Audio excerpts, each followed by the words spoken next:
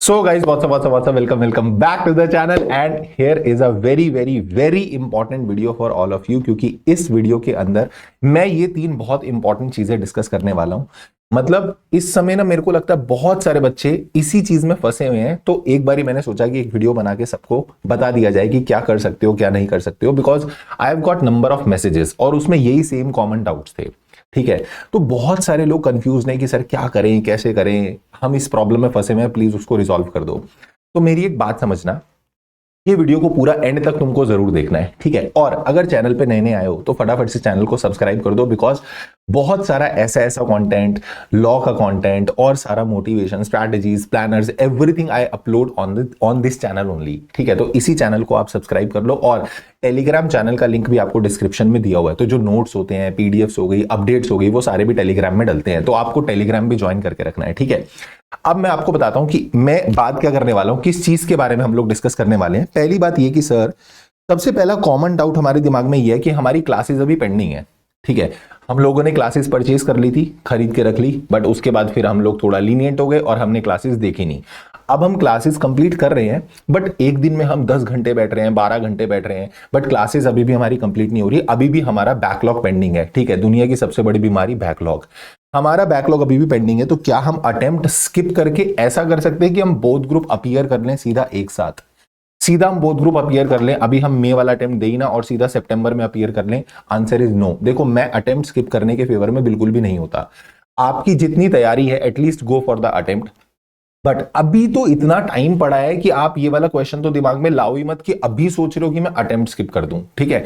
Do not skip the attempt, और ये अभी प्लान हटा दो दिमाग से कि मैं बोथ ग्रुप कर लूं, क्योंकि अगर आप ये सोचोगे ना कि मैं बोथ ग्रुप कर लूं, फिर तो ये आप अगले अटेम्प्ट में भी सोचोगे। आप अभी जो सोच रहे हो सेम सिचुएशन में आप नेक्स्ट अटेम्प्ट में भी होगे। And I have like got these messages. मेरी कुछ बच्चों से बात हुई ना, तो कुछ बच्चे क्या बोलते पता है कि सर ये चीज करते हुए हमें एक डेढ़ साल हो चुका है। मतलब they are doing the same thing from last 5 to 6 attempts. हर बार सोचते हैं इस बार कंप्लीट करेंगे, अगली बार पेपर में मतलब इस बार कंप्लीट कर लेंगे, बस ये लास्ट हो गया मेरा, इस बार नहीं हो पाया तो अगली बार हम बोथ ग्रुप करके इकट्ठे पेपर में बैठ जाएंगे। फिर अगला अटेम्प्ट जब आता है फिर वही चीज अराइज हो जाती है, फिर वही सिचुएशन बन जाती है, फिर हम पेपर में नहीं बैठ पाते। तो ऐसे तो कभी हो ही नहीं पाएगा, कंप्लीट ही नहीं होगा, मैं आपको बोल रहा हूं। सो प्लीज ये चीज दिमाग से निकालो, आप सोचो, अपने आप को ना ये कन्विंस कर लो कि भैया अगर ये अटेम्प्ट स्किप हो गया ना, मैं अगले अटेम्प्ट में बैठ ही नहीं पाऊंगा, आईसीआई मेरे को लाइक इनएलिजिबल घोषित कर देगा, मैं तो बैठ ही नहीं सकता, ठीक है। अगर तुमने एक अटेम्प्ट स्किप करा तो इट मींस आईसीआई तुमको अलाउ ही नहीं करेगा पेपर देने के लिए। थोड़ा ना अपने दिमाग में उस चीज का डर बिठाओ। तुम क्या करते हो, तुम ऐसा बहुत बहुत जल्दी से ना अपने आप को मना लेते हो कि ठीक है छोड़ना, अटेम्प्ट ये वाला छोड़ देते, अगला देखेंगे। ऐसा नहीं करना है तुमको। अभी तुम्हारे पास इतना सफिशिएंट टाइम है, ठीक है। अभी अगर आपको लगता है, मैं आपको बोलूं, अगर आप सिंगल ग्रुप दे रहे हो तो अगर आपकी 10 मार्च तक भी, 10 से 15 मार्च के बीच में भी जाके क्लासेस खत्म होती हैं, you will be still having 45 days to revise. और उसमें आपको थोड़ा एक्स्ट्रा एफर्ट डालना पड़ेगा। जहां एक नॉर्मल बच्चा 10 घंटे 11 घंटे पढ़ रहा है, आप उसमें कहीं ना कहीं 12-13 घंटे 14 घंटे पढ़ के टाइम देके उसको कवर कर सकते हो, ठीक है। तो मैं बोलूं अगर एक ग्रुप मुझे देना होता 45-50 डेज के अंदर वो रिवाइज हो सकता है आराम से। तो आपकी 10-15 मार्च तक भी अगर क्लासेस कंप्लीट हो रही हैं, definitely go for a single group. Both के लिए थोड़ा डिफिकल्ट हो जाएगा, बोथ के लिए आप नहीं जा पाओगे, बट अगर आपका सिंगल ग्रुप है तो definitely you should go for the single group. आपकी 10 मार्च तक की डेडलाइन बनाओ, 15 मार्च एक बफर लेके चलो। आप मत मानो 15 मार्च तक मुझे खत्म करना है, आप सोचो मुझे 10 मार्च तक खत्म करना ही इन एनी केस, ठीक है। दूसरी बात, सर मान लो हमारी क्लासेस हो गई हैं हमने रिवीजन स्टार्ट कर दिया है, बट अब हम ये फंसे हुए हैं कि हम सिंगल ग्रुप दें या बोथ ग्रुप दें, क्योंकि हमने पढ़ना तो दोनों ग्रुप का स्टार्ट करा है बट मैनेज नहीं हो पा रहा। तो मैं आपको बोलूंगा अभी से ना आप 10 दिन और देख लो, ठीक है। मैक्सिमम 10 दिन और देख लो, उसके बाद आपके पास ठीक 2 महीने बचेंगे एग्जाम्स के लिए। 10 दिन आप और देख लो, अगर 10 दिन 12 दिन आप और पढ़ के देख लो, अगर नहीं मैनेज हो पा रहा तो फिर मैं बोलूंगा फिर शिफ्ट हो जाना सिंगल ग्रुप पे। बोथ का प्रेशर मत लेना, ठीक है।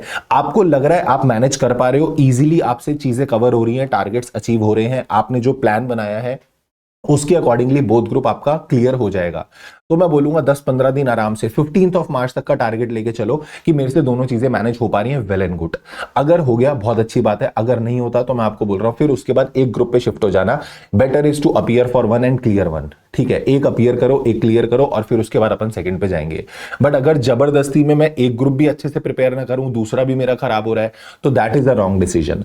तो वो आपको खुद एक बारी सेल्फ असेस करना पड़ेगा कि आप संभाल पा रहे हो चीज को या नहीं संभाल पा रहे। अगर लग रहा है नहीं मेरी चीजें हाथ से जा रही हैं, मैं नहीं ध्यान रख पा रहा, इतना सारा हो रहा है सिलेबस, तो वो चीज आपको डिसीजन अभी लेना पड़ेगा। That decision you should not take like near the exams. Paper से हफ्ता भर पहले आप ये डिसाइड नहीं करोगे कि मैं सिंगल ग्रुप दूं या बोथ ग्रुप दूं, ठीक है, वो आपको अभी डिसाइड करना पड़ेगा। जैसे ही आपका अभी 10-15 दिन और हो जाएंगे, उतने तक ऑलमोस्ट रिजल्ट भी आ जाएगा, तो उसके हिसाब से आप डिसाइड कर लेना कि आपको अब आगे सिंगल में कंटिन्यू करना है या डबल में कंटिन्यू करना है, बोथ ग्रुप में कंटिन्यू करना है, ठीक है।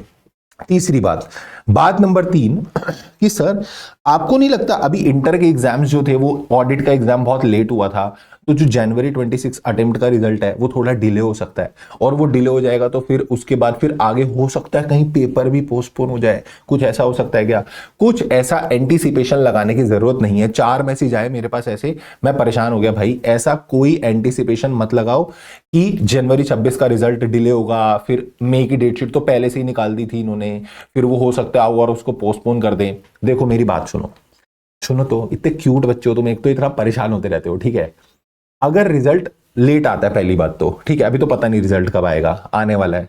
जब रिजल्ट आएगा उसके बाद फिर आपका क्या बोलते हैं, पेपर जो है वो पोस्टपोन होंगे या नहीं होंगे, नो वन नोज। तो आप ये मान के चलो जो मई की डेट शीट है that is your exam date, वो थोड़ा बहुत पोस्टपोन हो गया, मुझे नहीं पता वो होगा या नहीं होगा। अगर वो हुआ भी, कोई पॉसिबिलिटी नहीं है जिसकी, बहुत 0.01% पॉसिबिलिटी है अभी के हिसाब से, तो ठीक है, क्योंकि अभी रिजल्ट भी नहीं आया। अगर हो भी गया तो वो बोनस डेज होंगे, उसमें और क्या करना है वो तब डिस्कस करेंगे। बट आप सोच के चलो मेरे मई में एग्जाम्स हैं, जो डेट्स अनाउंस्ड हैं उसी पे एग्जामिनेशन है, कोई डिले नहीं है, ठीक है। Whether you are waiting for your group 1 result, आपके ग्रुप 2 के एग्जाम्स हैं, या 2 का रिजल्ट अवेटेड है, 1 के एग्जाम्स है, या आप फाउंडेशन के बच्चे और आपका क्या बोलते हैं फाउंडेशन का रिजल्ट आना है, ठीक है। आप रिजल्ट का एंटीसिपेशन छोड़ दो, ठीक है, एग्जाम्स पोस्टपोनमेंट का एंटीसिपेशन छोड़ दो।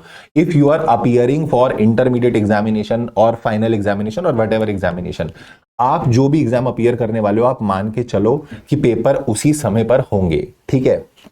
अगर कुछ बढ़ गया, मेरे को नहीं पता, अगर कुछ बढ़ गया तो that will be totally a bonus for you. उसको अच्छे से यूटिलाइज करेंगे, उसको अच्छे से हम यूज करेंगे कि कैसे कैसे अपन और अच्छा कर सकते हैं उन दिनों में। अगर मिले तो, नहीं भी मिले तो वैसे भी नहीं मिलने वाले थे भाई, तो उसमें कुछ ऐसा नहीं होगा हमको टाइम कम मिला एंड ऑल दैट, ठीक है।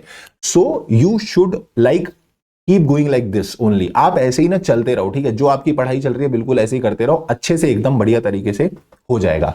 एंड एक चीज मैं और सोच रहा था कि अब लॉ को कैसे प्लान करना है। सर अगर लॉ का प्लानर चाहिए तो डेफिनेटली कमेंट में लिख देना that yes we need a planner for law, and I will upload a video for the planner of law, कि लॉ को आपको कैसे प्लान करना है, कैसे रिवाइज करना है फॉर योर सीए इंटर, ठीक है सर। सो मिलेंगे in the next video. Till then video को लाइक जरूर कर देना, दोस्तों के साथ जरूर शेयर कर देना, do share with all your CA inter friends. And this is all for today. Thank you so much. Take care. Bye bye. Keep working very, very hard as someone somewhere is waiting for success. Thank you so much. Take care. Tada. Bye bye.